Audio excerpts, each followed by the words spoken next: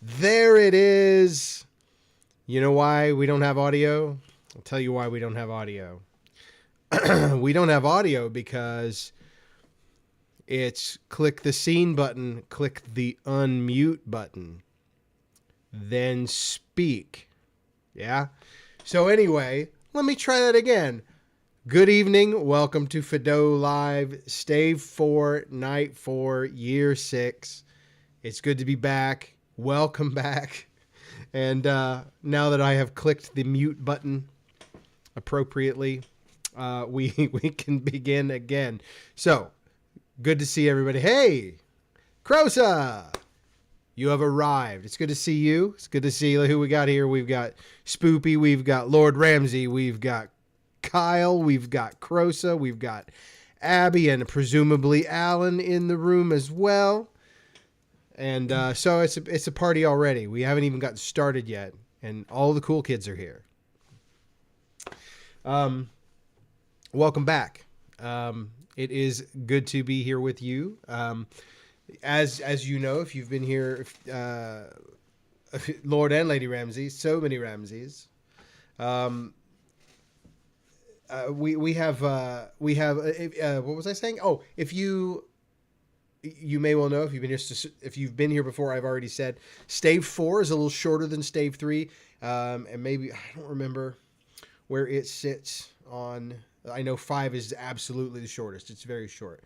But Stave 4 is not particularly long either. It's closer to 1 than it is 2 and 3. But we should have a little more time this evening if we decide we want to play. I've got some Jackbox queued up here. Party Pack 4. We're going to see if that works. But I have one. But tonight, the big thing tonight is that it's Pizza Rice Nacht. Welcome to Pizza Rice Nacht.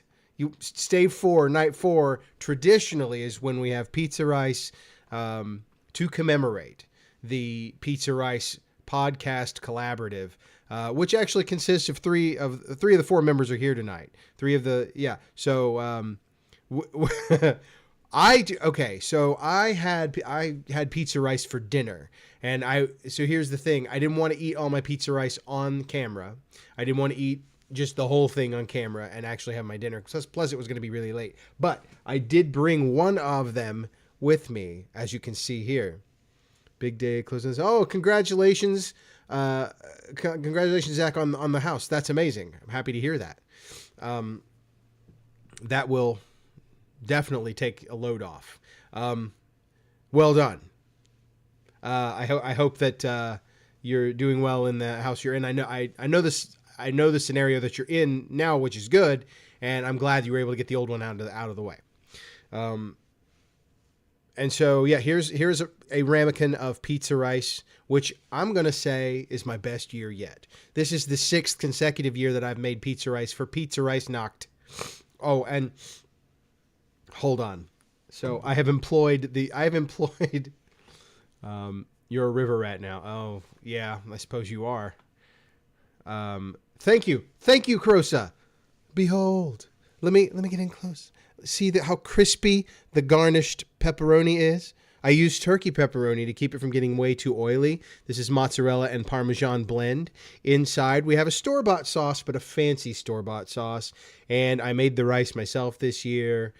We've seasoned it with basil and oregano and diced pepperonis within.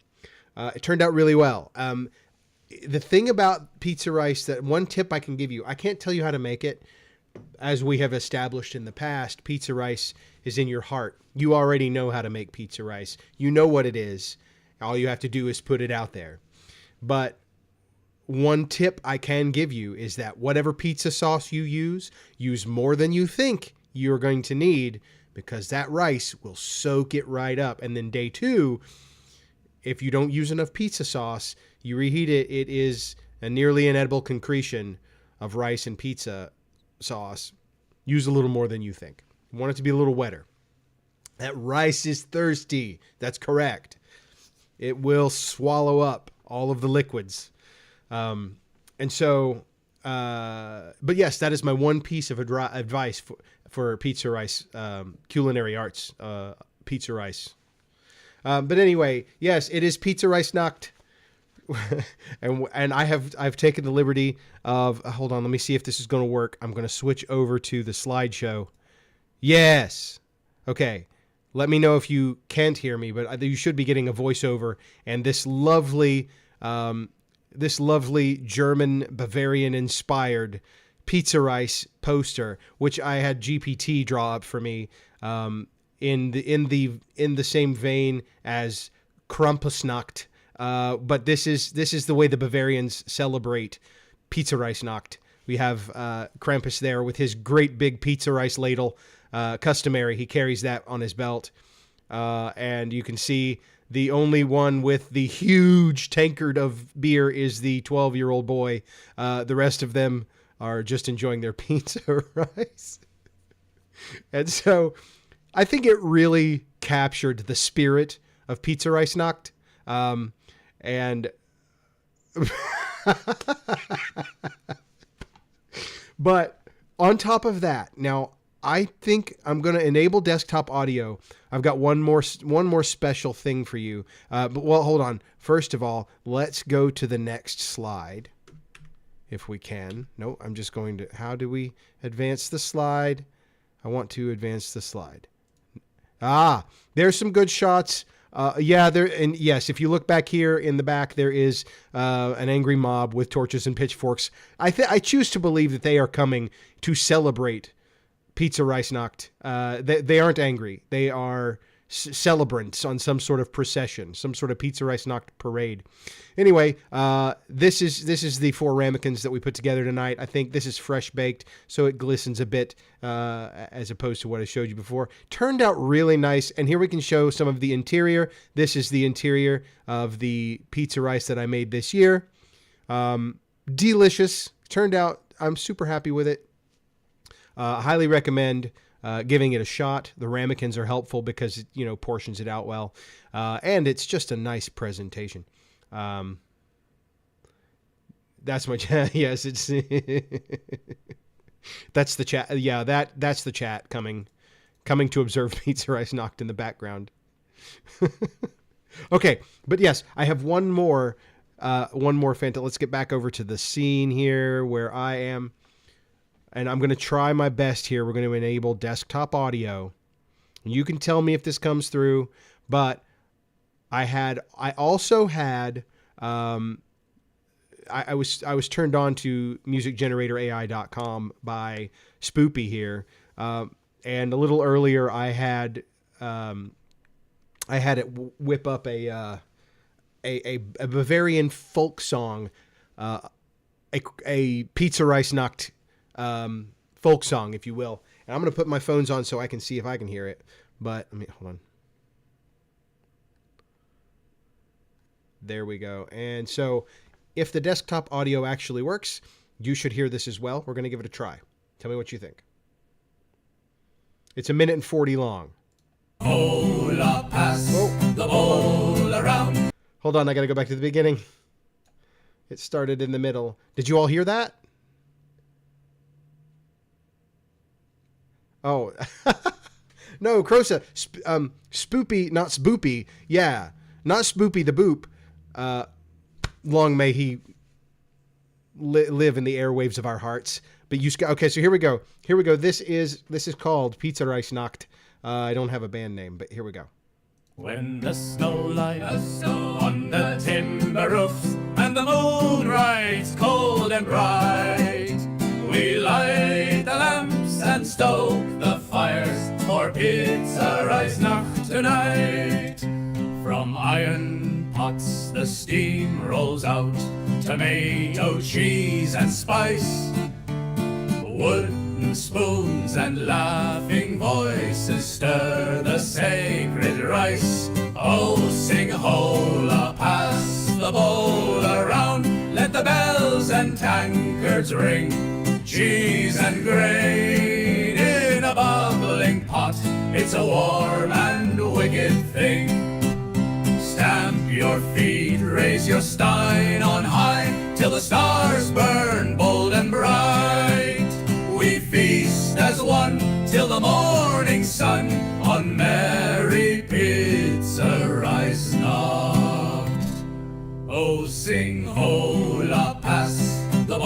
gotta repeat the chorus. Let the bells and tankards ring. Cheese and grain in a bubbling pot, it's a warm and wicked thing. Stamp your feet, raise your sign on high, till the stars burn bold and bright.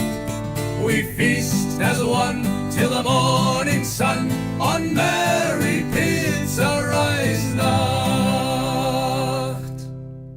There you go, folks. We have our official Pizza Rice Nacht folk song. A Bog Stomper rendition. I could probably arrange that. Let me get this. There we go. But yes, I was quite pleased. So I went to GPT for lyrics. I didn't write a thing. I was just I was just goofing off, and I was like, give me some lyrics, a verse and a chorus for a Bavarian / German folk inspired song about pizza rice nacht, which I had to, explain what pizza rice nacht would be. And so we went through that, but then I just threw those lyrics in and was like, make it Bavarian folk. And there we went. Yeah. I think it turned out really well. I feel festive. And, so we've got the makings of quite a holiday here, if you ask me. And so also in the spirit of that, so I managed this year, to get my hands on some old Fezziwig, Sam Adams old Fezziwig, which it's hard to find around here. You run into it sometimes and sometimes you don't. But so this is the festive drink this evening, old Fezziwig, named for, if you were here for night 2, the Christmas past.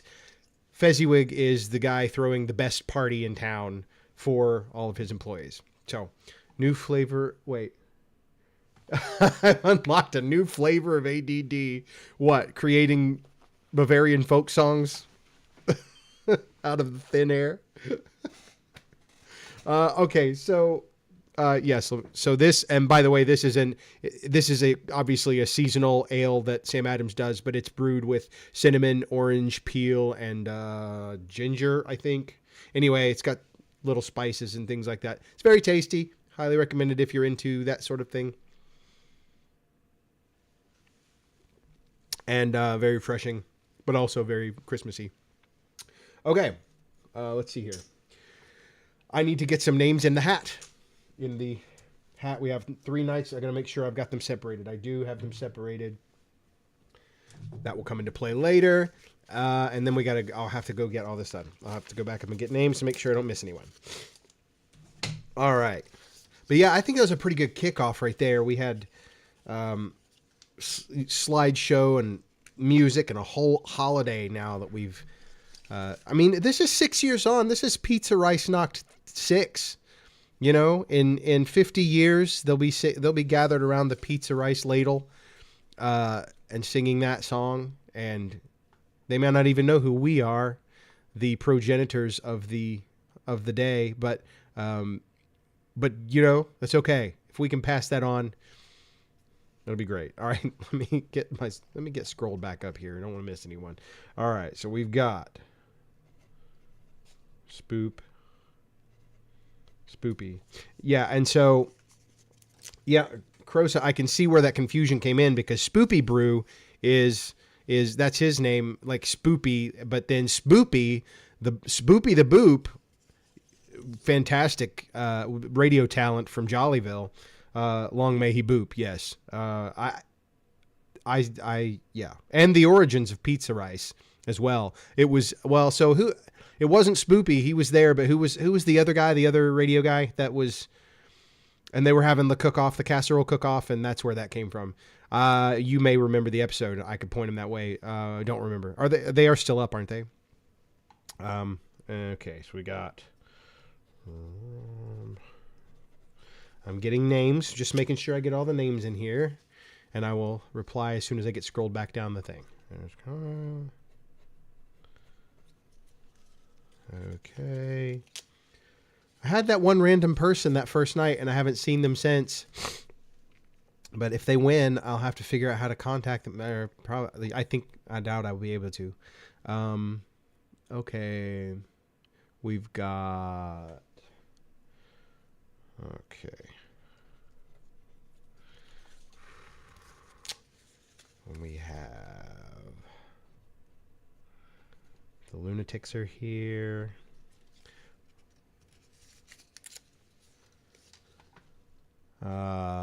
We have Zach.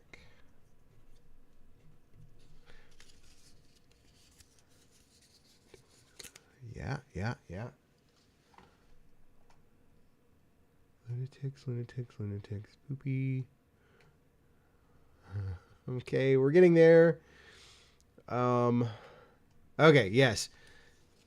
Yeah, okay. Yeah, there we go. Spoopy the Boop interviewing Bobby Balcones. Yes. And that just sounds, that's where it came from. The episode 110 of Jollyville Radio Casserole Cook-Off was where that originally came from. And that was, I remember it because like we were talking at the time and I was like, I heard him say pizza rice and I'd never had pizza rice, but I immediately knew what pizza rice was. And it just sort of jumped into the hearts and minds of those at that time. So, and there's, oh, hey, Caitlin. And so it was, it became a thing.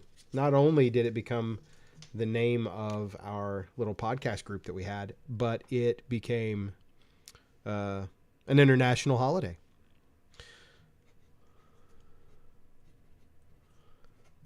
All right.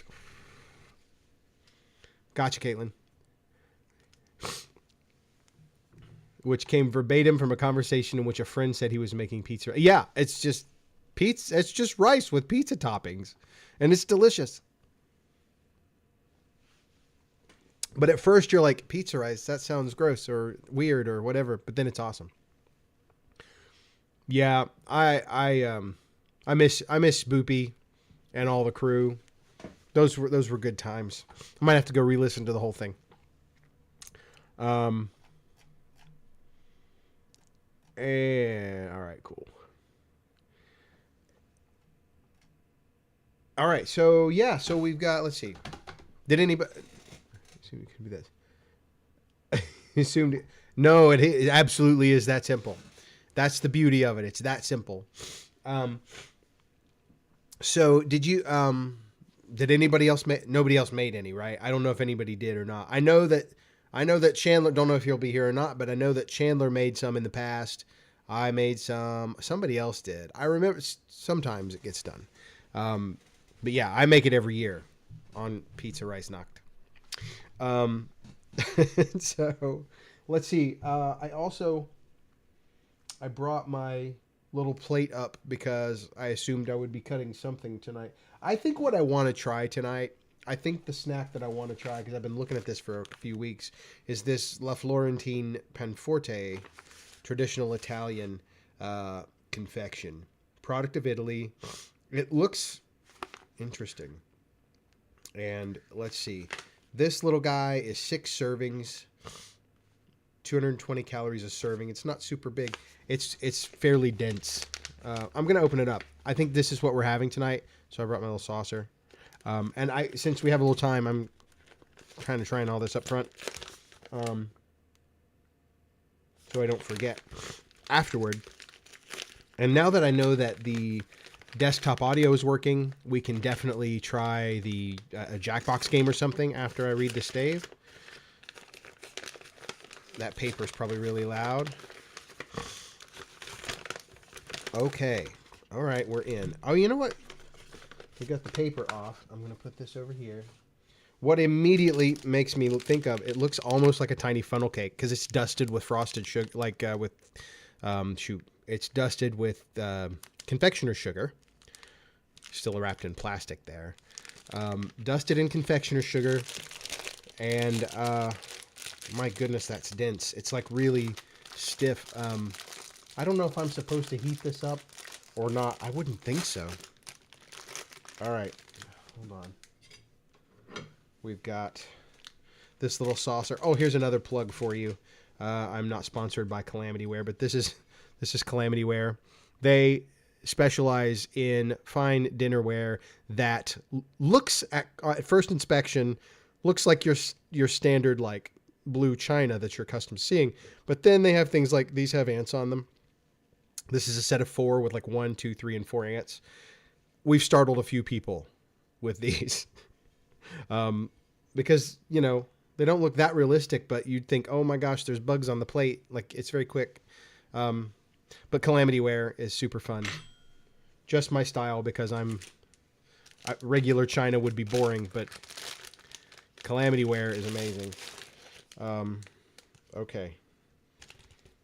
Thank you, Kyle. Yeah, we have saucers and dinner plates and bowls and everything we've been collecting over time. Okay, now this is pretty dense. I didn't bring a knife. All I have is a fork. I wasn't prepared for this kind of intense, stiff bread sort of. Okay, I'm going to just try and break a piece off here. Holy cow, guys. Okay. Wow. All right, so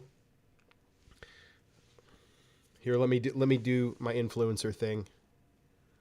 You see that? Look at the chunky, like, fruit and nut pieces in there. It's like a really dry fruit cake is what it appears to be. Smells a little better than a fruit cake, to be honest. I don't mind fruit cake. I know there's people who think it's terrible. I don't think it's terrible. I'm going to take a bite of this and probably not. I'm going to try not to choke.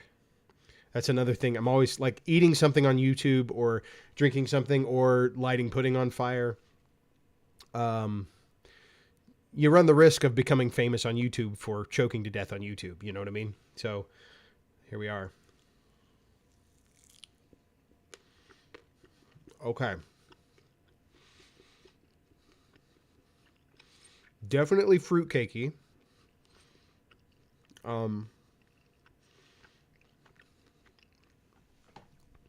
Drier than fruitcake. Okay, so fruitcake doesn't have to be super dry.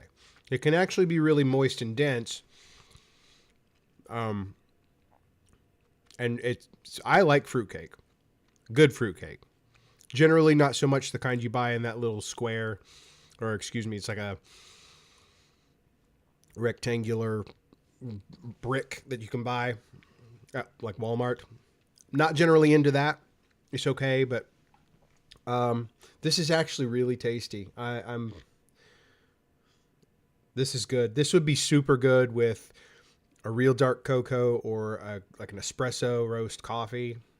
Like this is serious. Okay. Yeah, I like it. Okay. Oh. But it is not. You got to mean it. You got to really get in there. It's very, very dense. Definitely flavors like the flavor is a lot like fruitcake. I think the spices are better. And the nuts are whole. Like whole hazelnuts or something in there. Love it. It's actually really good. Panforte. Panforte.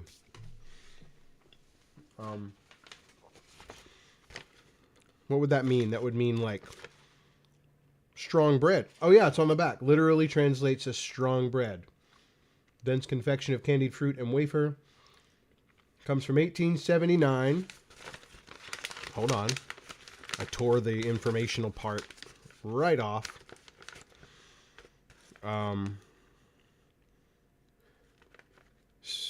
Welcome Italian Queen Margherita to the city of Siena. Huh. Okay, definitely check it out. Okay, so that's good enough that I want to like keep eating it and not talk. So that I really want some more of that, but we're serious. We're serious here. We're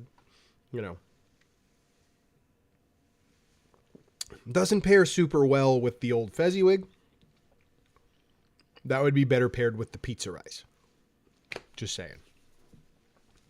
Okay. So let's see. How are we doing? We're good here. It is 9:25. Perfect. We're almost to the time, like the reading. And like I said, this is a shorter one. Not super short, but short enough that we'll have time at the end for some merriment. And I'm hoping we can get a game going, at least to try something. If nothing looks fun on Party Pack 4, I also got 5 and 6 new this year, so I don't know. We'll see if there's anything fun on there. And I think I can share the screen, and depending on the game, you can join with your phone and stuff like that. So everybody ought to be able to play if you have a phone and the ability to do so. So we'll give it a shot. Anyway, it is 9:25. I'm going to go ahead and start, I think.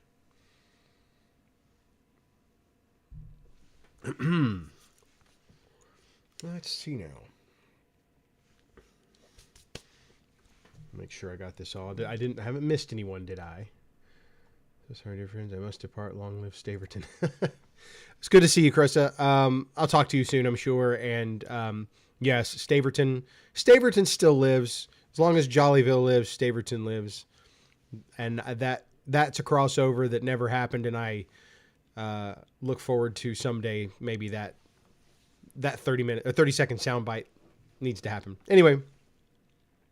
Have a good night, Crosa. Enjoy your evening, and I will talk to you later.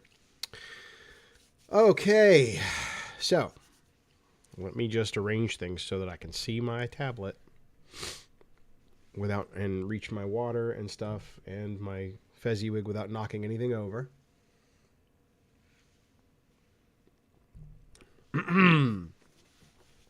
All right, if everyone is ready, we can start our stave. And I think we're set. So, stave 4. This is I have to do a proper intro for those just tuning in to listen to out of nowhere to just the reading bit. This is as written by Charles Dickens in 1843. Stave 4 of A Christmas Carol. The Last of the Spirits. The phantom slowly, gravely, silently approached. When it came, Scrooge bent down upon his knee, for in the very air through which the spirit moved, it seemed to scatter gloom and mystery. It was shrouded in a deep black garment, which concealed its head, its face, its form, and left nothing of it visible save one outstretched hand. But for this, it would have been difficult to detach its figure from the night and separate it from the darkness by which it was surrounded. He felt that it was tall and stately when it came beside him, and that its mysterious presence filled him with a solemn dread. He knew no more, for the spirit neither spoke nor moved. "I am in the presence of the ghost of Christmas yet to come," said Scrooge. The spirit answered not, but pointed onward with its hand. "You are about to show me the shadows of the things that have not happened, but will happen in time before us," Scrooge pursued. "Is that so, spirit?" The upper portion of the garment was contracted for an instant in its folds, as if the spirit had inclined its head. That was the only answer he received. Although well used to ghostly company by this time, Scrooge feared the silent shape so much that his legs trembled beneath him, and he found that he could hardly stand when he prepared to follow it. The spirit paused a moment, as observing his condition, and giving him time to recover. But Scrooge was all the worse for this. It thrilled him with a vague, uncertain horror to know that behind the dusky shroud there were ghostly eyes intently fixed upon him, while he, though he stretched his own to the utmost, could see nothing but a spectral hand in one great heap of black. "Ghost of the future," he exclaimed, "I fear you more than any spectre I have seen, but as I know your purpose is to do me good, and as I hope to live to be another man from what I was, I am prepared to bear you company, and to do it with a thankful heart. Will you not speak to me?" It gave him no reply. The hand was pointed straight before them. "Lead on," said Scrooge. "Lead on. The night is waning fast, and it is precious time to me, I know. Lead on, spirit." The phantom moved away as it had come towards him. Scrooge followed in the shadow of its dress, which bore him up, he thought, and carried him along. They scarcely seemed to enter the city, for the city rather seemed to spring up about them and encompass them of its own act. But there they were in the heart of it, on 'Change. Almost amongst the merchants, who hurried up and down and chinked the money in their pockets and conversed in groups and looked at their watches and trifled thoughtfully with their great gold seals and so forth, as Scrooge had seen them often. The spirit stopped beside one little knot of businessmen. Observing that the hand was pointed to them, Scrooge advanced to listen to their talk. "No," said a great fat man with a monstrous chin. "I don't know much about it either way. I only know he's dead." "When did he die?" inquired another. "Last night, I believe." "Why, what was the matter with him?" asked a third, taking a vast quantity of snuff out of a very large snuff box. "I thought he'd never die." "God knows," said the first, with a yawn. "What has he done with his money?" asked a red-faced gentleman with a pendulous excrescence on the end of his nose that shook like the gills of a turkey-cock. "I haven't heard," said the man with the large chin, yawning again. "Left it to his company, perhaps. He hasn't left it to me, that's all I know." This pleasantry was received with a general laugh. "It's likely to be a very cheap funeral," said the same speaker, "for upon my life I don't know of anybody to go to it. Suppose we make up a party and volunteer?" "I don't mind going if a lunch is provided," observed the gentleman with the excrescence on his nose, "but I must be fed if I make one." Another laugh. "Well, I'm the most disinterested among you, after all," said the first speaker, "for I never wear black gloves and I never eat lunch. But I'll offer to go if anybody else will. When I come to think of it, I'm not at all sure I wasn't his most particular friend, for we used to stop and speak whenever we met. Bye-bye." Speakers and listeners strolled away and mixed with other groups. Scrooge knew the men and looked towards the spirit for an explanation. The phantom glided on into the street, its finger pointed on two persons meeting. Scrooge listened again, thinking that the explanation might lie here. He knew these men also perfectly. They were men of business, very wealthy and of great importance. He had made a point always of standing well in their esteem. In a business point of view, that is. Strictly in a business point of view. "How are you?" said one. "How are you?" returned the other. "Well," said the first. "Old Scratch has got his own at last, eh?" "So I'm told," returned the second. "Cold, isn't it? Seasonable for a Christmas time. You're not a skater, I suppose?" No, something else to think of. Good morning." Not another word. That was their meeting, their conversation, and their parting. Scrooge was first inclined to be surprised that the spirit should attach importance to conversations apparently so trivial, but feeling assured that they must have some hidden purpose, he set himself to consider what it was likely to be. They could scarcely be supposed to have any bearing on the death of Jacob, his old partner, for that was past, and this ghost province was the future. Nor could he think of anyone immediately connected with himself, to whom he could apply them. But nothing doubting that to whomever they applied, that had some latent moral for his own improvement, he resolved to treasure up every word he heard, and everything he saw, and especially to observe the shadow of himself when it appeared, for he had an expectation that the conduct of his future self would give him the clue he missed, and would render the solution of these riddles easy. He looked about in that very place for his own image, but another man stood in his accustomed corner, and though the clock pointed to his usual time of day for being there, he saw no likeness of himself among the multitudes that poured in through the porch. It gave him little surprise, however, for he had been revolving in his mind a change of life, and thought and hoped he saw his newborn resolutions carried out in this. Quiet and dark beside him stood the phantom, with its outstretched hand. When he roused himself from his thoughtful quest, he fancied from the turn of the hand and its situation in reference to himself that the unseen eyes were looking at him keenly. It made him shudder and feel very cold. They left the busy scene and went to an obscure part of town where Scrooge had never penetrated before, although he recognized his situation and its bad repute. The ways were foul and narrow, the shops and houses wretched, the people half-naked, drunken, slipshod, ugly. Alleys and archways, like so many cesspools, disgorged their offenses of smell and dirt and life upon the straggling streets, and the whole quarter reeked with crime, with filth and misery. Far in this den of infamous resort, there was a low-browed, beetling shop below a penthouse roof where iron, old rags, bottles, bones, and greasy offal were bought. Upon the floor within were piled up heaps of rusty keys, nails, chains, hinges, files, scales, weights, and refuse iron of all kinds.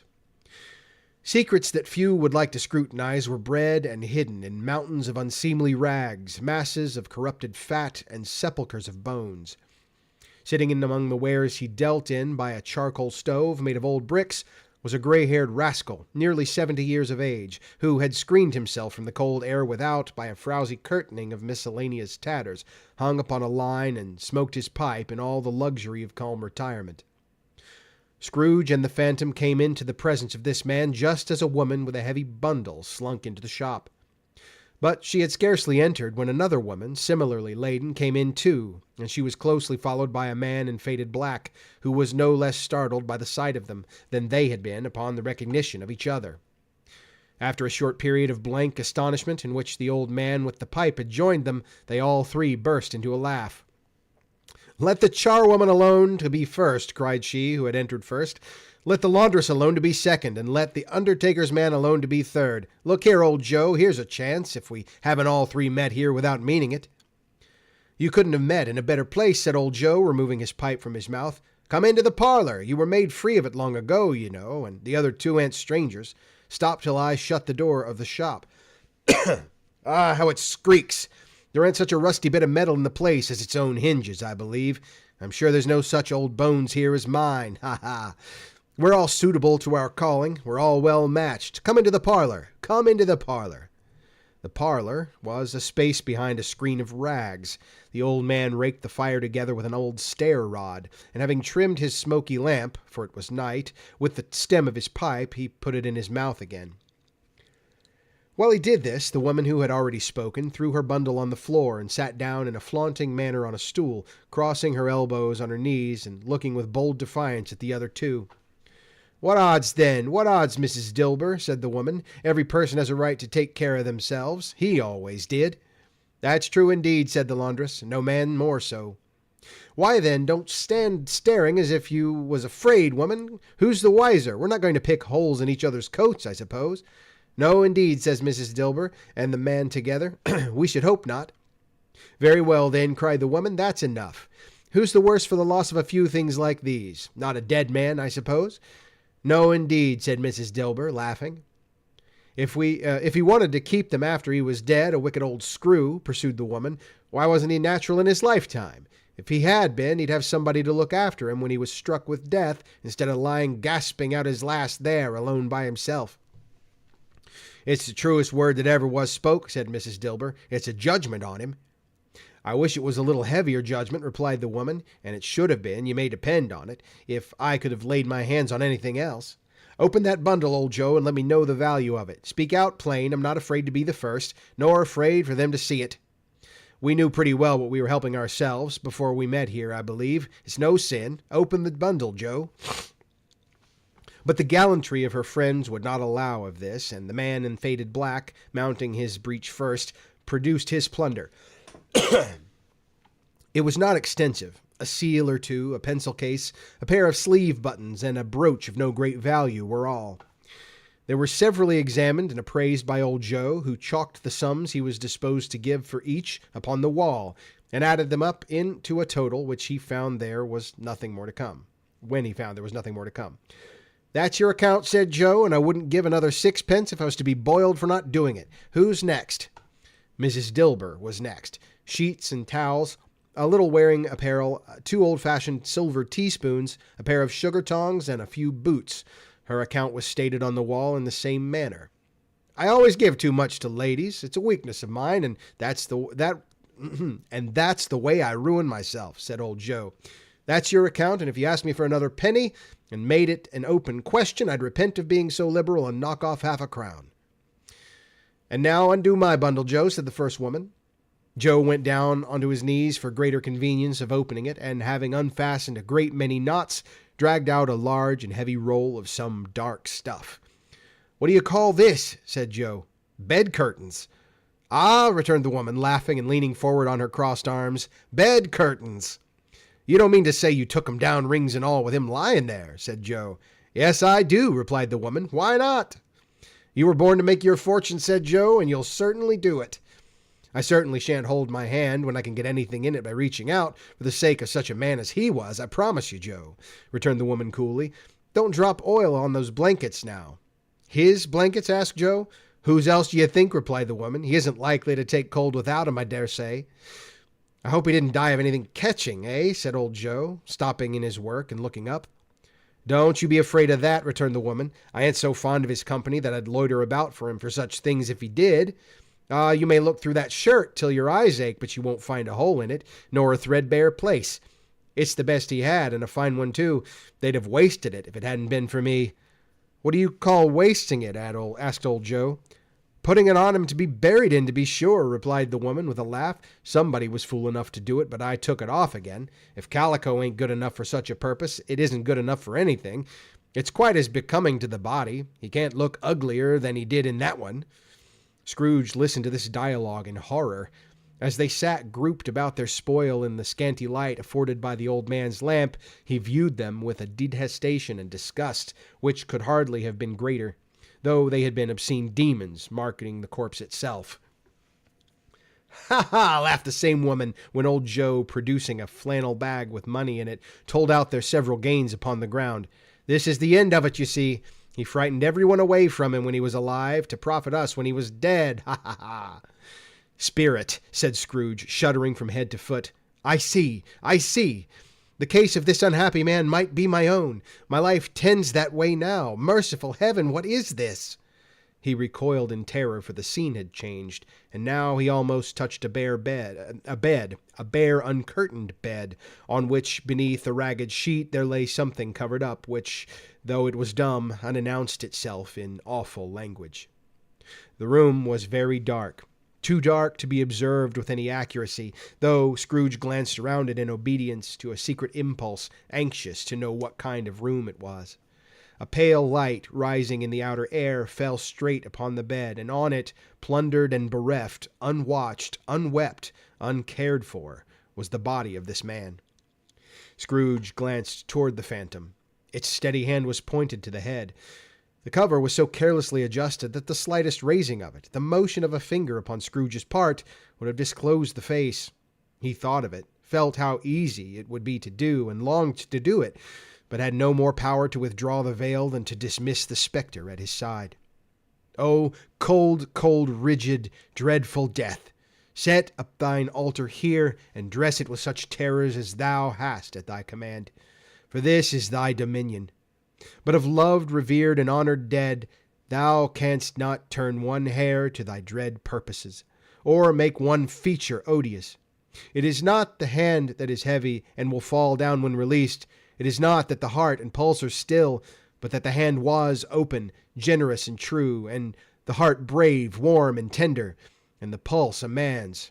Strike, shadow, strike, and see this good deed springing from the wound to sow the world with life immortal." No voice pronounced these words in Scrooge's ears, and yet he heard them when he looked upon the bed. He thought if this man could be raised up now, what would be his foremost thoughts? Avarice, hard dealing, griping cares? They have brought him to a rich end, truly. He lay in the dark, empty house, with not a man or woman or child to say that he was kind to me in this or that, and for the memory of one kind word I will be kind to him. A cat was tearing at the door, and there was a sound of gnawing rats beneath the hearthstone. What they wanted in the room of death, and why they were so restless and disturbed, Scrooge did not dare to think. "Spirit," he said, "this is a fearful place. In leaving it I shall not leave its lesson. Trust me. Let us go." Still the ghost pointed with an unmoved finger to the head.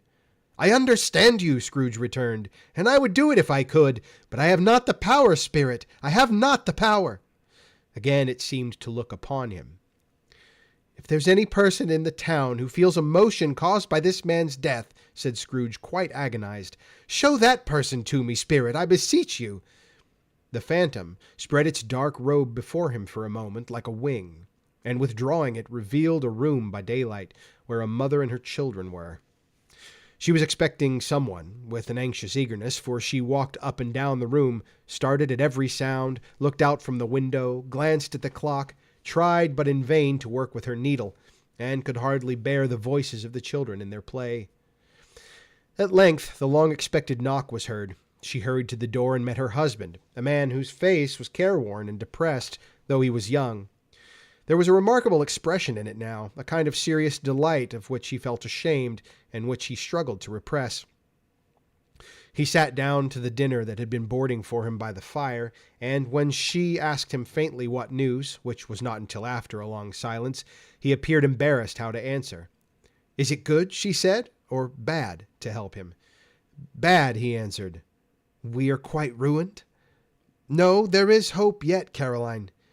"If he relents," she said, amazed, "there is. Nothing is past hope if such a miracle has happened." "He's past relenting," said her husband. "He is dead." She was a mild and patient creature if her face spoke truth, but she was thankful in her soul to hear it, and she said so, with clasped hands. She prayed forgiveness the next moment and was sorry, but the first was an emotion of her heart. "What the half-drunken woman whom I told you of last night said to me when I tried to see him and obtain a week's delay, and what I thought was a mere excuse to avoid me, turns out to have been quite true. He was not only very ill, but dying then. To whom will our debt be transferred? I don't know, but before that time we shall be ready with the money, and even though we were not, it'd be a bad fortune indeed to find so merciless a creditor and his successor. We may sleep tonight with light hearts, Caroline." Yes, soften it as they would, their hearts were lighter. The children's faces, hushed and clustered round to hear what they so little understood, were brighter, and it was a happier house for this man's death.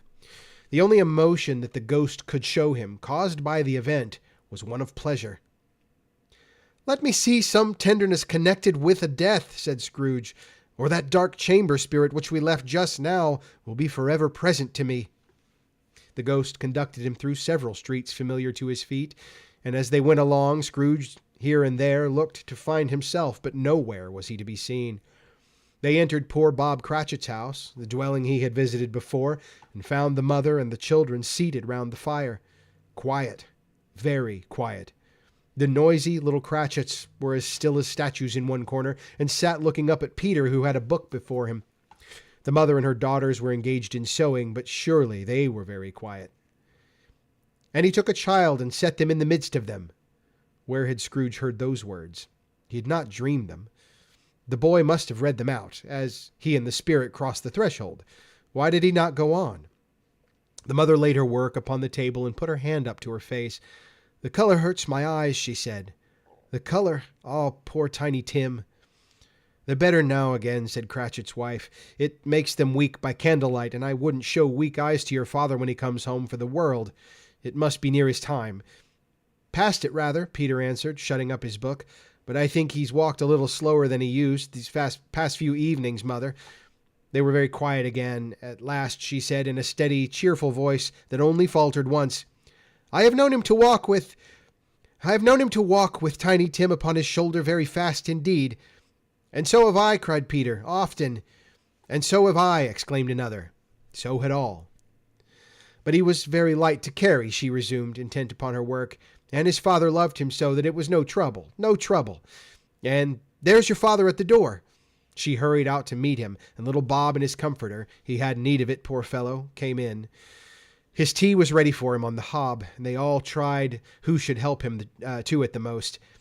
Then there were two young Cratchits that got up on his knees and laid each child a little cheek against his face, as if they said, "Don't mind it, father, don't be grieved." Bob was very cheerful with them, and spoke pleasantly to all the family. He looked at the work upon the table and praised the industry and speed of Mrs. Cratchit and the girls. They would be done long before Sunday, he said. "Sunday? You went today then, Robert?" said his wife. "Yes, my dear," returned Bob. "I wish you could have gone. It would have done you good to see how green a place it is. But you'll see it often. I promised him that I would walk there on a Sunday." "My little child," cried Bob. "My little child." He broke down all at once. He couldn't help it. If he could have helped it, he and his child would have been farther apart perhaps than they were. He left the room and went upstairs to the room above, which was lighted cheerfully and hung with Christmas. There was a chair set close beside the child, and there were signs of someone having been there lately. Poor Bob sat down in it, and when he had thought a little and composed himself, he kissed the little face. He was reconciled to what had happened, and went down again quite happy. They drew about the fire and talked, the girls and mother working still. Bob told them of an extraordinary kindness of Mr. Scrooge's nephew, whom he had scarcely seen but once, and who, meeting him in the street that day, and seeing that he looked just a little down, you know, said Bob, inquired what had happened to distress him. On which, said Bob, for he is the pleasantest spoken gentleman you've ever heard, I told him, I'm heartily sorry for it, Mr. Cratchit, he said, and heartily sorry for your good wife. By the by, however he knew that, I don't know. Knew what, my dear? Why, that you were a good wife, replied Bob. Everybody knows that, said Peter. Very well observed, my boy, cried Bob. I hope they do. Heartily sorry, he said, for your good wife. If I can be of service to you in any way, he said, giving me his card, that's where I live. Pray come to me. Now it wasn't, cried Bob, for the sake of anything he might be able to do for us, so much as for his kind way that this was quite delightful. It really seemed as if he had known our Tiny Tim and felt with us. I'm sure he's a good soul, said Mrs. Cratchit. You would be surer of it, my dear, returned Bob, if you saw and spoke to him. I shouldn't be surprised at all, mark what I say, if he got Peter a better situation. Only hear that, Peter, said Mrs. Cratchit. And then, cried one of the girls, Peter will be keeping company with someone and setting up for himself. Get along with you, retorted Peter, grinning. It's just as likely as not, said Bob. One of these days, though, there's plenty of time for that, my dear. But however, and whenever we part from one another, I'm sure we shall none of us forget poor Tiny Tim, shall we, or this first parting that was among us. Never, father, cried they all. And I know, said Bob, I know, my dears, that when we recollect how patient and how mild he was, although he was a little child, we shall not quarrel easily among ourselves and forget poor Tiny Tim in doing it. No, never, father, they all cried again. I'm very happy, said little Bob. I am very happy. Mrs. Cratchit kissed him. His daughters kissed him. The two young Cratchits kissed him, and Peter and himself shook hands. Spirit of Tiny Tim, thy childish essence was from God.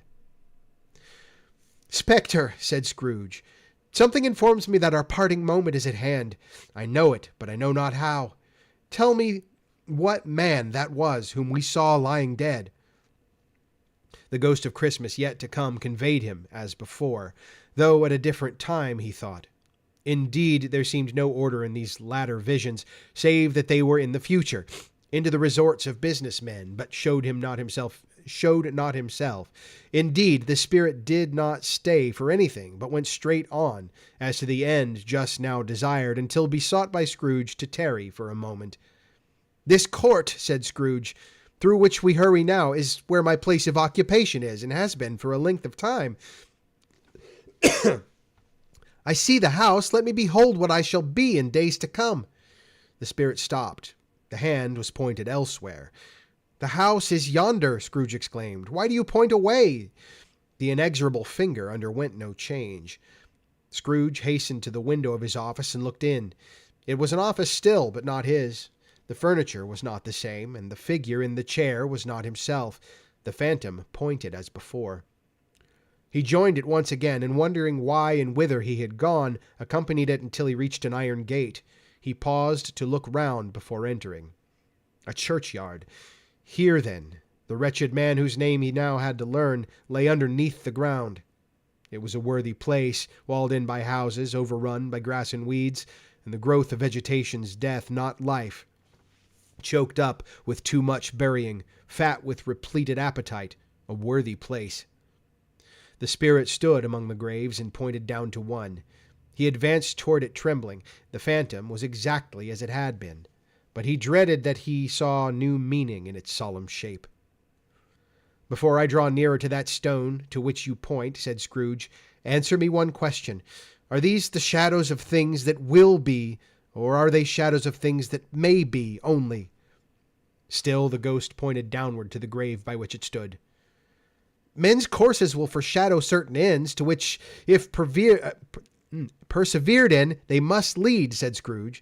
But if the courses are departed from, the ends will change.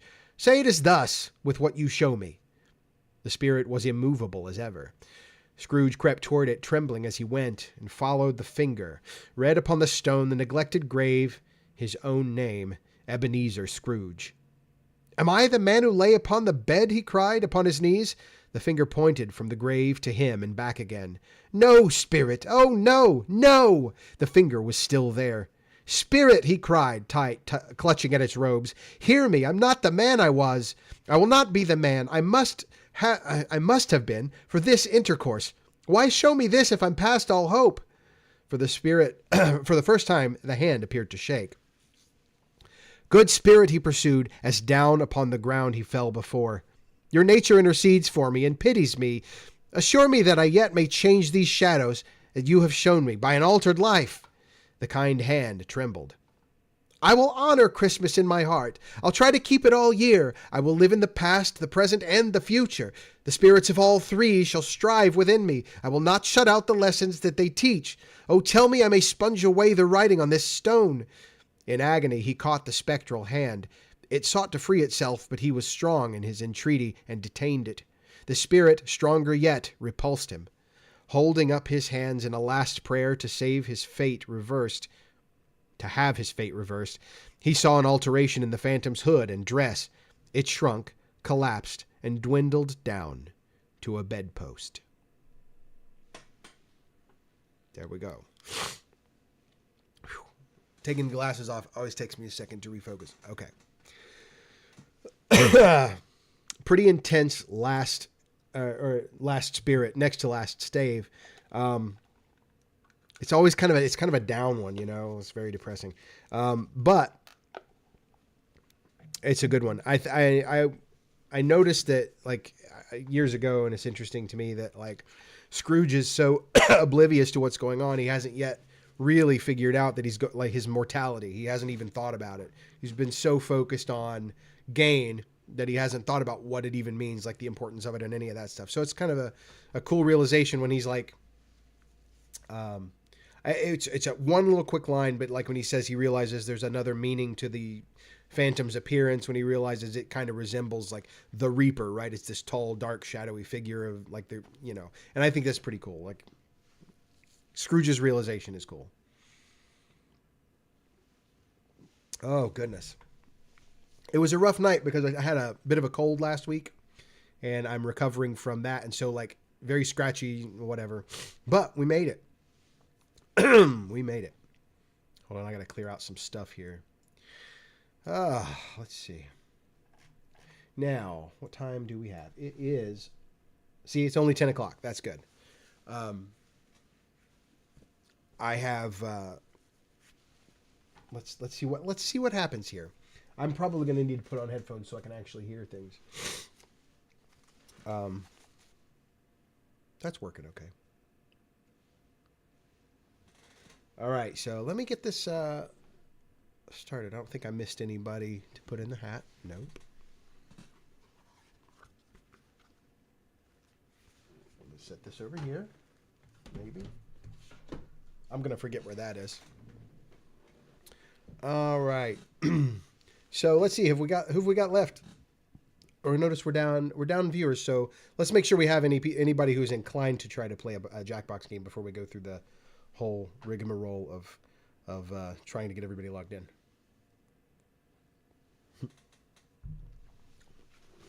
Thank you, Abby. Or Alan, if that's your real name, whoever's running the keyboard. Kyle's down. That's 3. Well, that's 2. If the hearts mean, I don't know. We'll see. Let me fire up.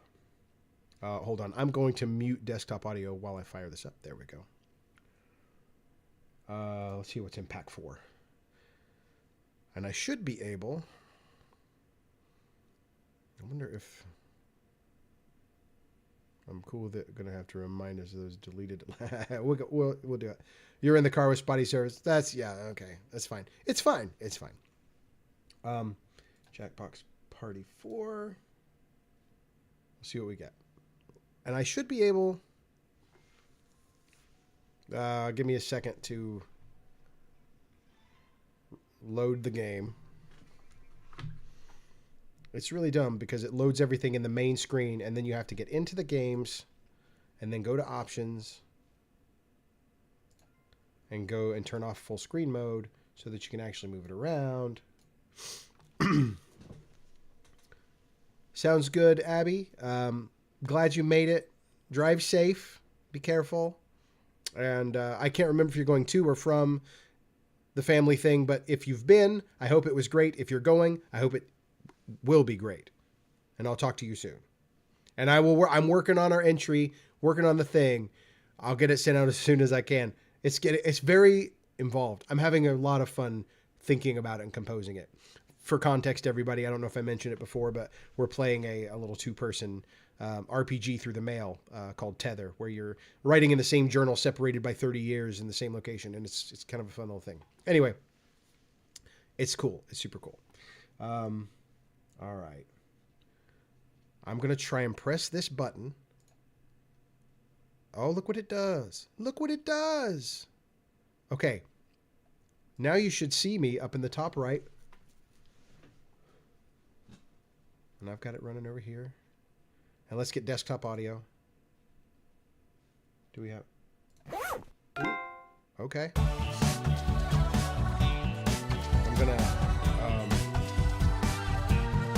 temporarily want to turn that volume down just a bit. See how it goes. Okay. Now this feels like a real stream, right? Because you've got like a game on the screen, and although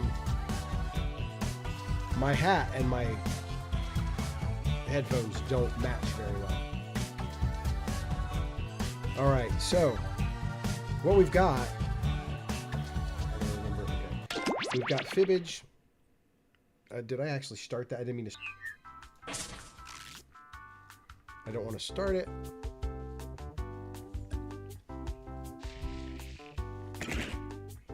Doing my best here. Yes. There we go. Yes. Okay. We've got fibbage, which is, if you haven't played fibbage before, that's like, I think you're like making, somebody makes something up and you're trying to, well, I can't remember exactly how it works. They need like a, okay. Yeah, absolutely. I can't really tell what's loud, so yeah, totally. We'll get it like right there. The we'll see if that sounds better. Can you hear me better over it? Is it good, bad? I should probably like learn to mix my stream, you know. Much better? Okay. I don't know if there'll be any speaking on the game itself once we get rolling. We'll see how it goes. But I think fibbage is fairly straightforward. Civic Doodle. Drawing. I would be terrible at it unless I get out on my phone. I could get on my phone and play separately. What do we think? We want to try just like fibbage since it's at the top?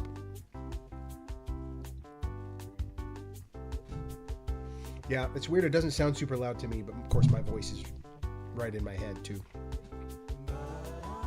We'll adjust it. I'm not actually sure we'll need voice until like it's just gonna be explaining some rules, but I think after that we probably won't need it. Let's just try fibbage. I'm gonna go with fibbage because I think I've played that one before. Okay. Settings, censoring audio. I don't. Yeah, that's fine. I don't know what the difference to this is. Let's just, here we go.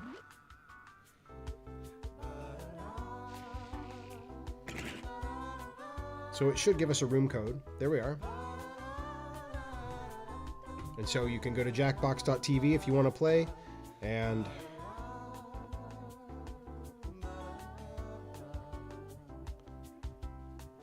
put the room code in there.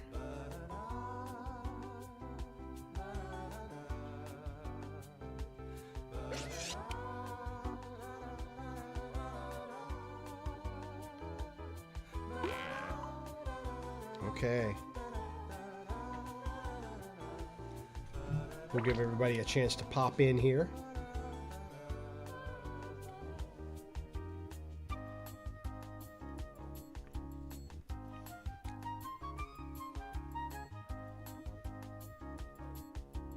Just giving it a second. I'm in. We go. There's Caitlin. I figured it would be 4 or 5 people. Okay. Seems good. I'm gonna get everybody's in. Here we go. Sit back and relax. Who has everybody's in? That might be Kyle or somebody.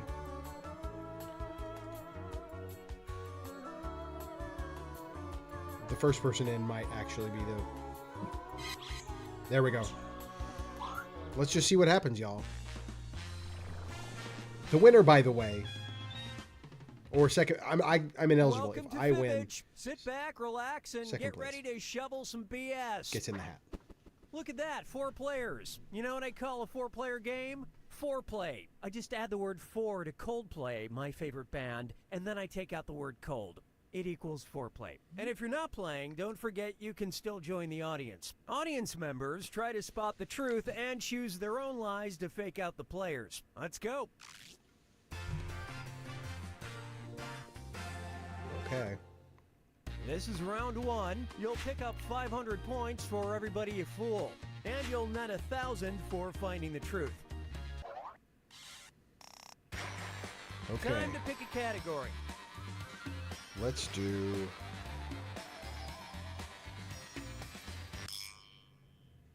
Seems appropriate. Okay, here's your first question. The ghost of Zona Heaster Shoe, aka the Greenbrier Ghost of West Virginia, is known as the only ghost who blank.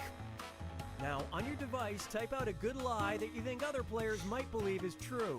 If you can't come up with something, use the Lie For Me button and get a suggestion for half the points. Get to it!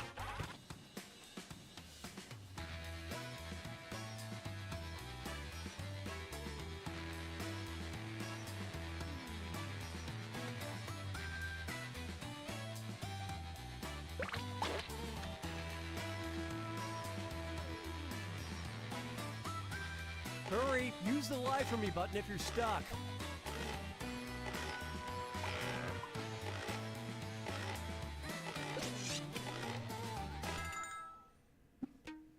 Okay, those are the choices. Touch the truth on your device now.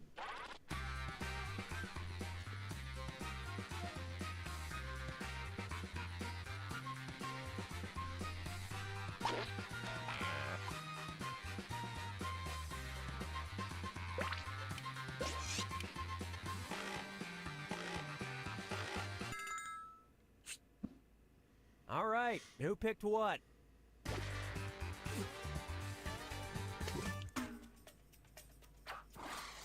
Audience lie.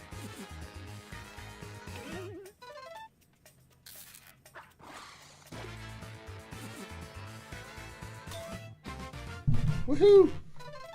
I just hit Yet my microphone. Casper's sorry. killer remains at large.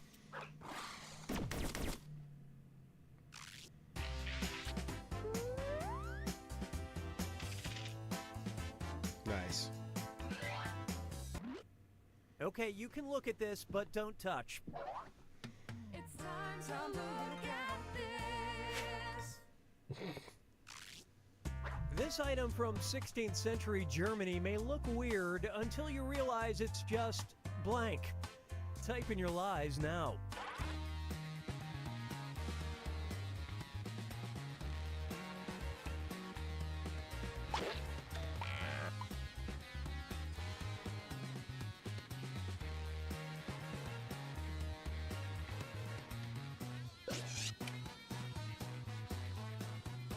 Write something quick or use the Lie For Me button.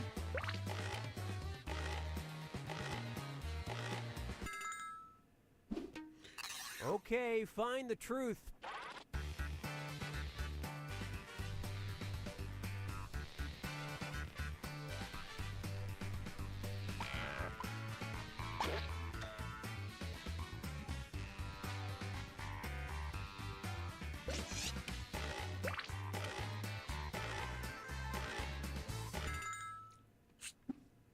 I love this part.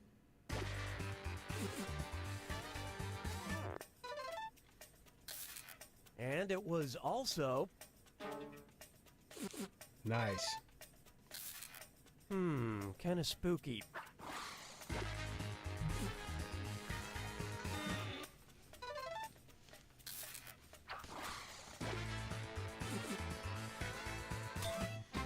2 for 2. I'm feeling good. I wear something like this, but it's to protect others from my armpits.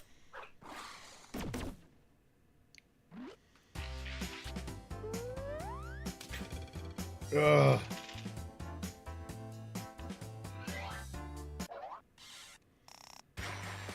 Give me a category.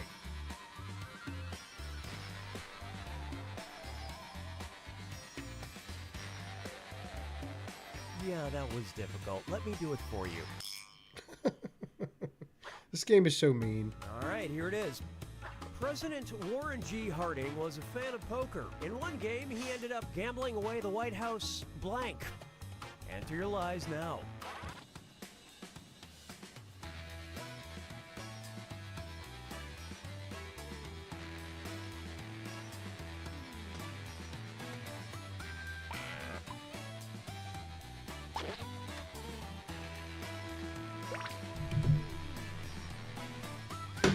Hurry, hit the lie for me button if you can't think of something.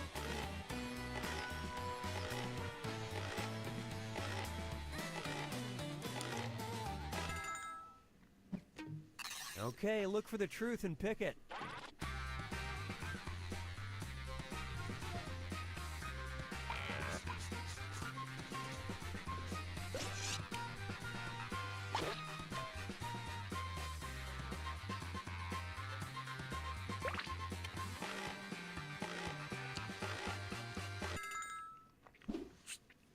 Okay, what did everyone pick?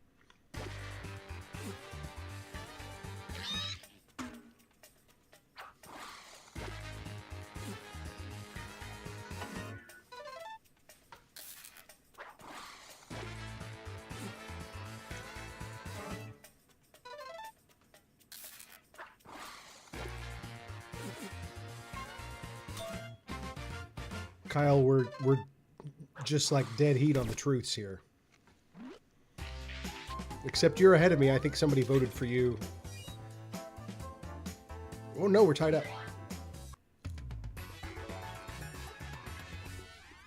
Get ready for round 2 where all the points are doubled. Select a category.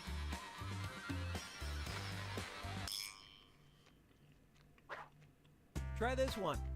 Kit Lovelace conducted some important research. She watched all 236 episodes of Friends and tracked how often they blank. Write your lies now.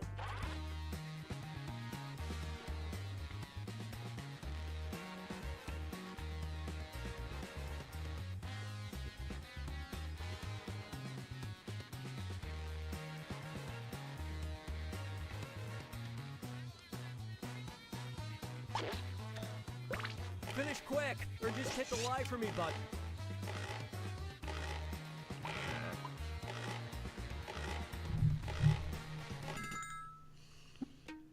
Okay, here are your choices.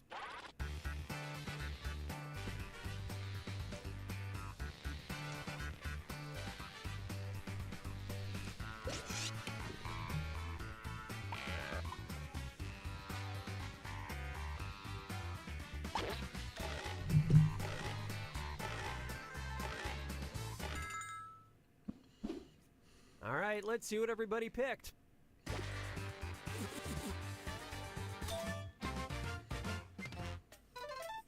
Phoebe was the top coffee drinker, totaling 227 cups.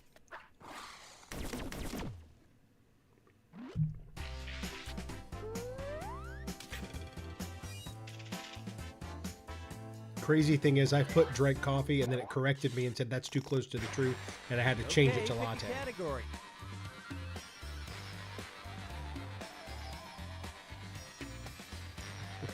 You want in on the next one, We Spoopy? don't have all day. Let's see how this strikes you. Opera singer Amy Herbst claims she lost her job with the Nashville Opera after a surgery because now she can't stop blank. Okay, enter your lies.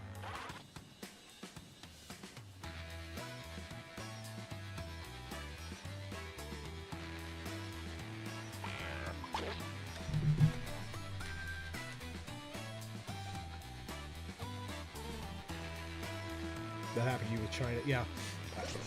We're just too good. We're just too good. Hurry up. Use a suggestion if you can't think of anything.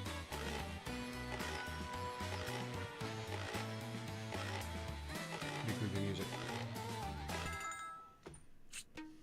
All right, find the truth.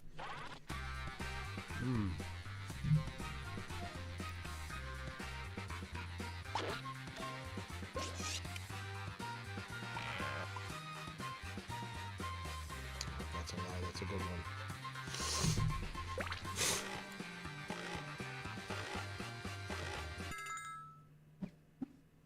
All right, let's see what you guys picked. It's a good one.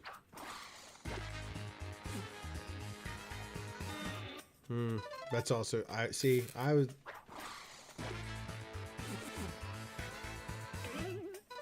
Oh yeah, got you. Nobody thought of this. That just seems too much. It was just too. It was too. It seems too good to be true. Oh yeah. All right, choose a category. Okay, we'll get you in, Spoopy.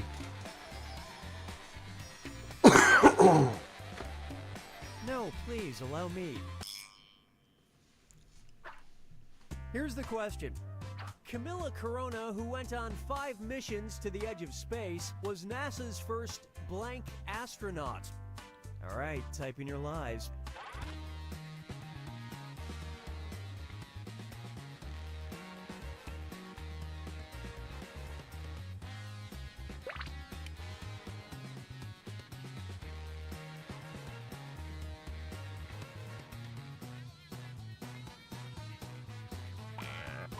Write something quick or use the lie for me button.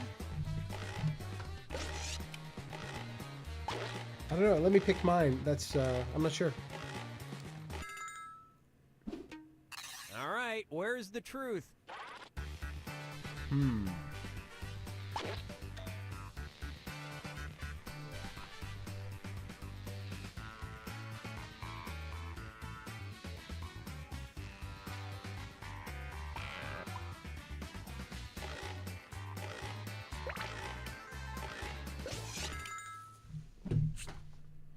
Okay, Trying to let's resist take a eating the look. rest of that bread. Mmm.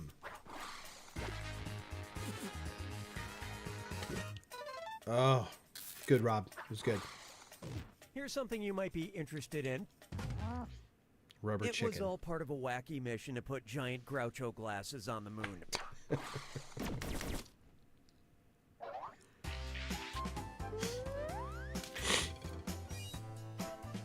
Now remember, I am exempt from winning my own prize, so it's the second place if I win.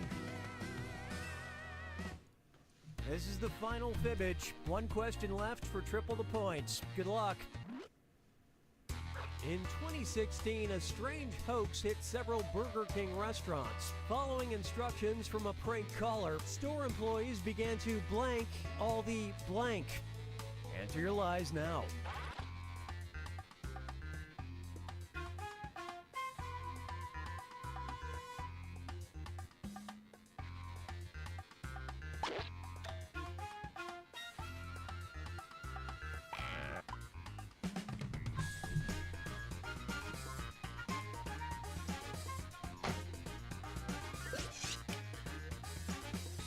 Artemis will be circling the moon in April. Can we, like, get a telescope and plan for that? Or, like, we'll be able to watch the transit? Is that, like... Hurry, use the lie for me button if you're stuck. Okay, which one's the truth?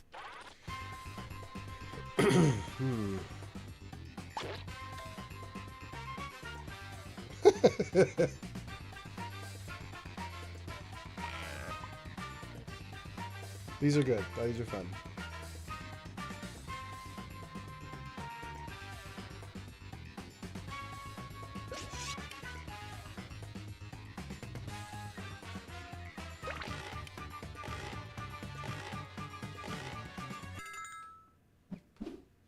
Let's see how things shook out.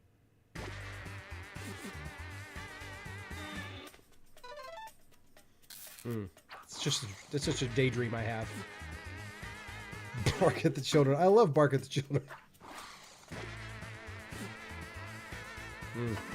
You got me, Rob. You got me good.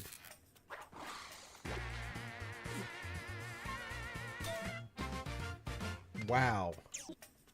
They were told there was a gas leak, and if they didn't break the windows, the store would explode. Huh. If somebody said that about Jackbox, I'd probably just leave. That's wild.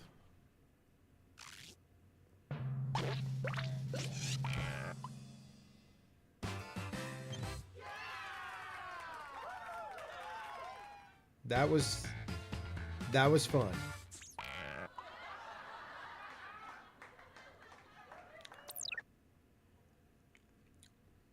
I think Fibbage in general is kind of like my favorite Jackbox game. It's real straightforward, real simple, and so okay, so Kyle, that means you are going in the hat because I can't go in the hat. I can't give myself a book.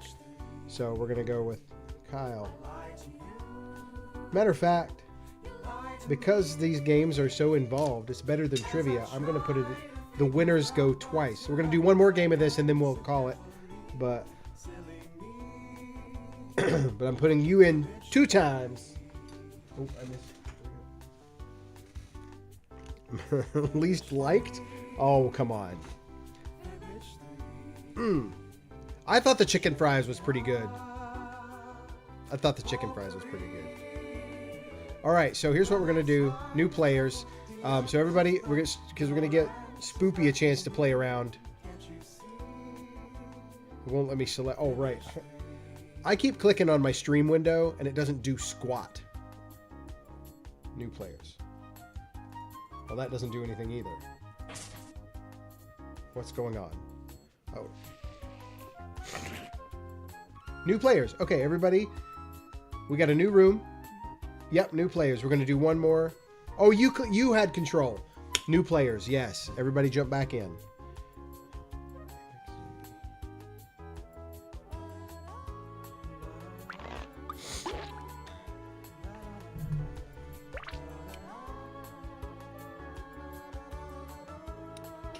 You may be able to see the shuttle cross the moon. That would be so fast you would have to catch it. Well, like, I don't even want to. That's kind of sad because I won't even get. Who's Lizard? Wait a minute. 1, 2, 3, 4. Oh, okay. There's new people. Who we got? Spoopy and Lizard. Who's Lizard? I'm excited.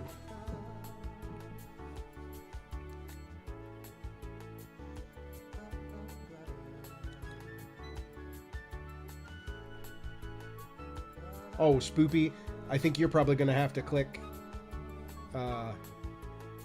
everybody's in. Liz is... Oh, okay, cool. Welcome to the game.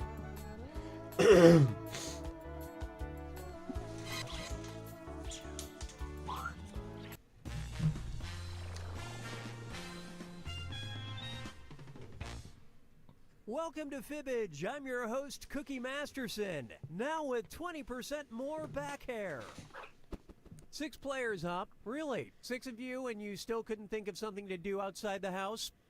Okay. Oh, and anyone else can get in and join the audience. You can vote on decoy answers to trip up the players, and you get to take a shot at guessing the truth. Okay, here we go. All right. This is round 1. You'll get 500 points for everyone you fool, and you'll score 1,000 for finding the truth. Select a category.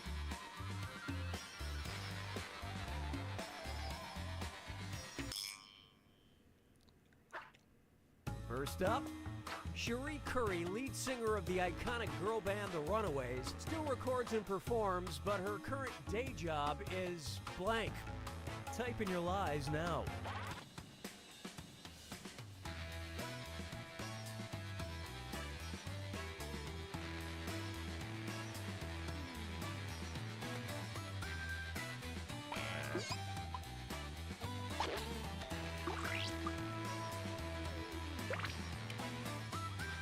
Hurry! Hit the lie for me button if you can't think of something.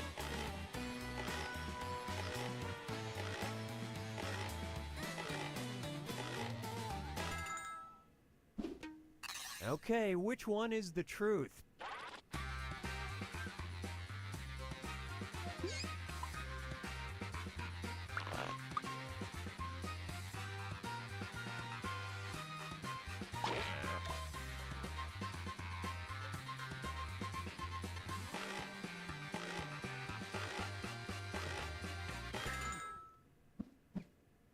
Let's see what everybody selected. I gotta say, it's crazy that there were 3 accountants on the list.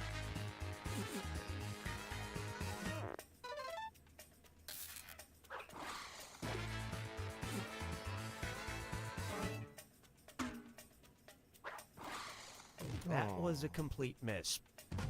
Chainsaw Never artist. say she can't cut it as an artist. See, I told you guys we'd use this thing at least once. Totally worth firing Ernie to pay for it. But like 3 accountants popped up. I put accountant.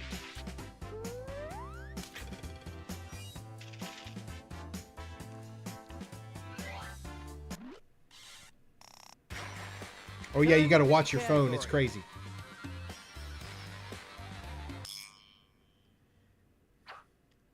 Okay, focus up. ESPN really pushed the definition of sports in 2007 when they aired the National Blank Championship. Write your lies now.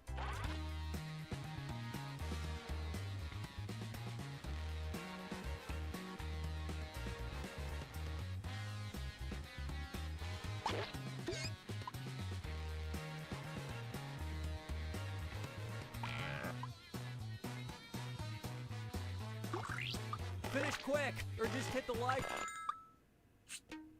Okay, where's the truth?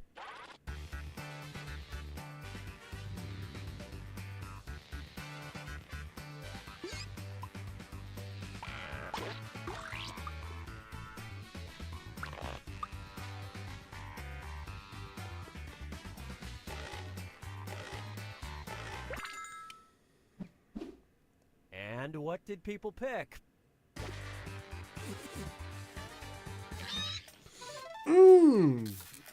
Oh, they took the bait on that one. Oh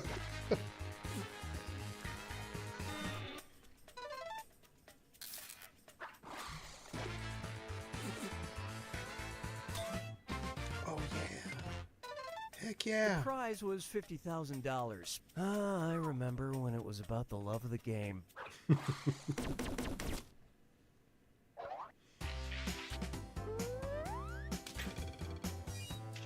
Nice.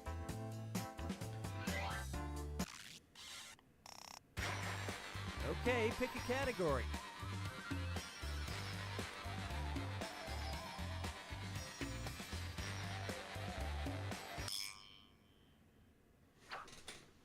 Okay, here's the question. After becoming lost in the wilderness of the Orongo Valley, a 29-year-old New Zealand woman survived by blank. Okay, enter your lies.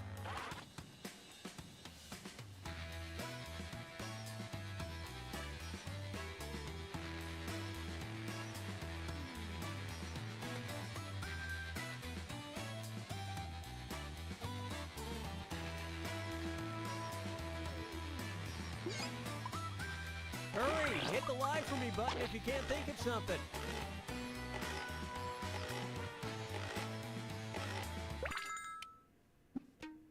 Okay, here you go. Find the truth.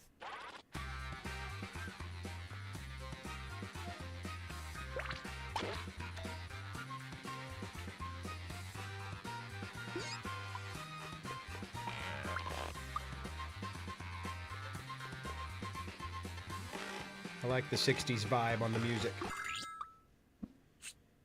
Okay, let's take a look. Believable.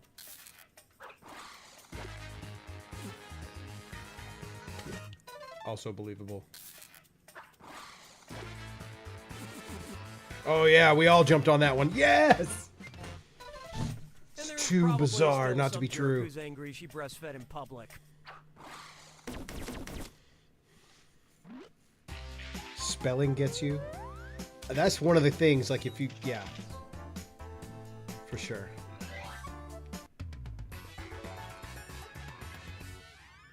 On to round 2, where all point values are doubled.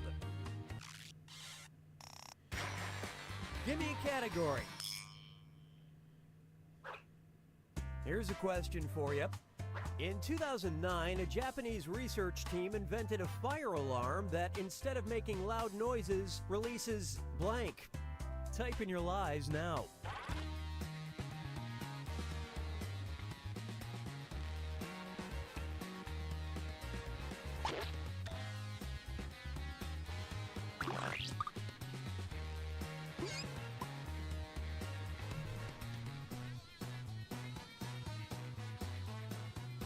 Hurry up, use a suggestion if you can't think of anything.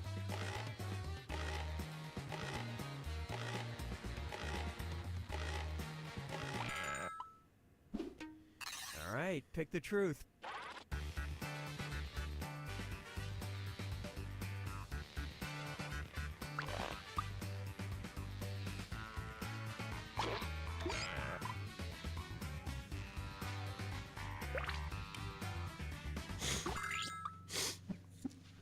Okay, what did everyone pick? That's good, Kyle. Odorous is a solid Bam! word. Oh, Rob. You fooled me, Rob.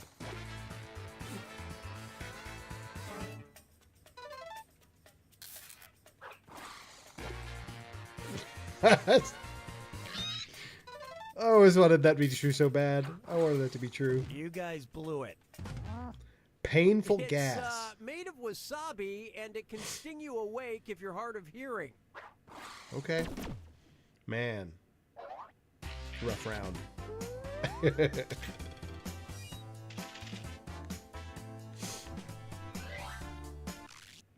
Time to check in with my fellow celebrities.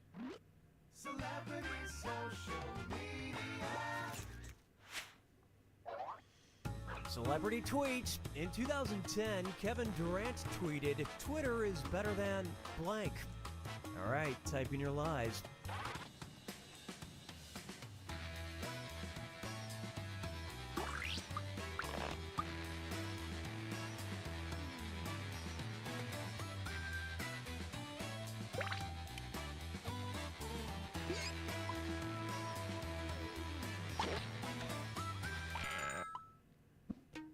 Okay, take a look and find the truth.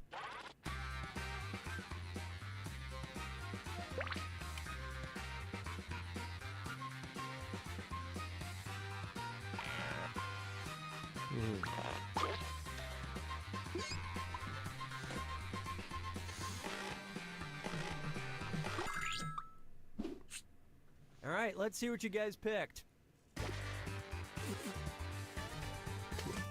It seemed too obvious, but I couldn't help it, y'all. And it was also... Daggone. Was that planned?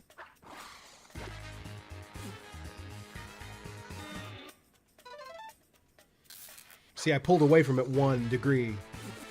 Going to the club. You know... That might sound hard to believe, but remember that in 2010, Kevin Durant lived in Oklahoma City. Yeah. Yeah. Another tough round, y'all. I mean, not for everybody, just for me. Time to pick a category.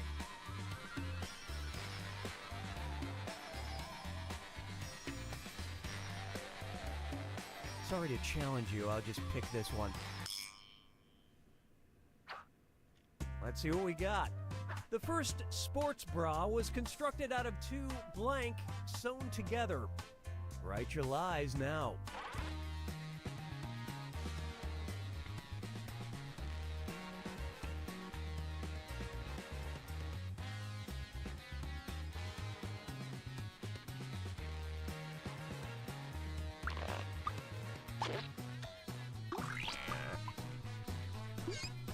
Hurry, use the lie for me.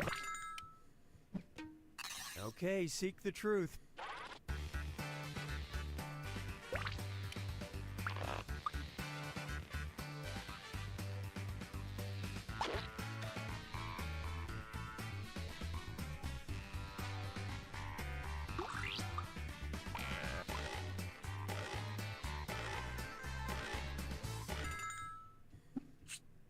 I love this part.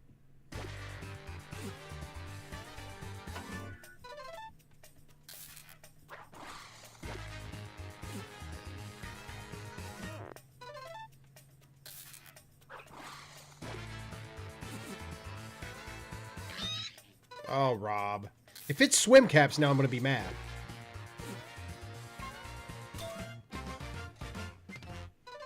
I thought I was being clever by making athletic support cups, by making it a little more clinical, right? But this is Jackbox. I don't know what I was thinking.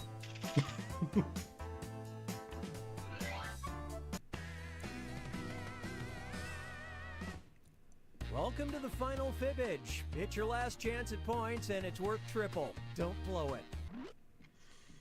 A fungus known as Massospora cicadina has a bizarre effect on cicadas. It causes their blank to blank. Enter your lies now.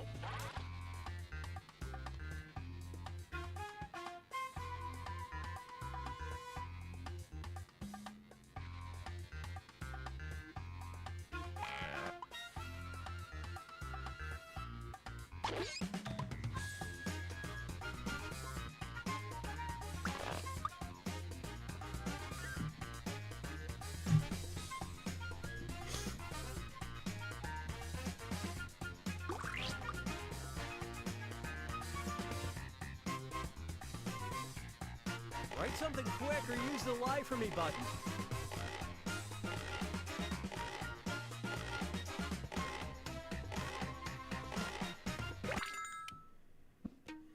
Okay, here are your choices.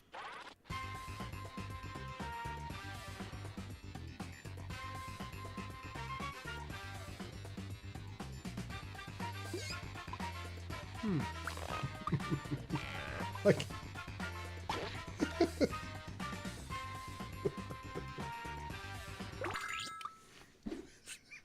Let's see what everybody selected.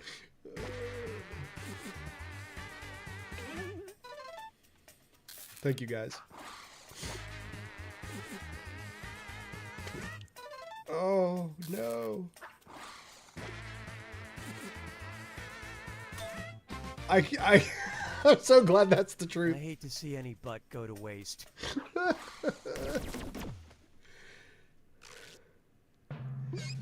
I was like, I don't care if that's a lie. I'm voting for it anyway. Oh man, Rob, you just squeezed out first. All right, Rob, you are the winner. Honorable mention to Kyle for the most likes. That's good. All right, so we're putting a couple in for Rob. All right. That was fun. It's a lot easier to play than, like, I don't know. Anyway, Rob, here's you. You're going in the hat. That's a fun format. I like it. Most in need of a new phone. That's weird. All right, let's go back. You want to exit? Yes, of course. And we're gonna go back. 1 second here. We'll get out of this. Quit. And scene. Awesome. Let me mute the desktop audio. There we go. Okay, guys, that was fun. That worked pretty well. Next week we'll have a chance to play a little more too. Maybe we'll try something different. Like I said, I bought 4, 5, and 6 on a sale, so I'm getting I'm getting a few every year. There's like 15 of them. I don't know, but yeah, that was super fun. That was real easy to play, not super weird. Yeah, so I think that was cool. We'll try it again next time. So next time, this is important. Next week, it is not on Thursday. Christmas Eve is on Wednesday, and I try to do the last night on Christmas Eve if I don't have a Thursday before Christmas, right? So since it's Wednesday, it will just be Wednesday night, 9 o'clock, which should be fine. And the stave is a super short one, and then we'll have some time to hang out, play some games, and I will do the drawing. We'll set the pudding on fire. We'll do the whole thing. But anyway, that works. That works for me. Yeah, I had a great, that was awesome too. That was awesome for me too. Super fun. Okay, well, folks, thank you for sticking with me. It's 10:46, and we'll catch you next Wednesday night, 9 o'clock for Stave 5 and the rest of the festivities. So thank you all for being here. I appreciate you, and this is great, and I'll see you soon. That brings us to the end of Stave 4, Year 6 of Charles Dickens' A Christmas Carol. Thanks for listening, and I'll talk to you once upon a next time.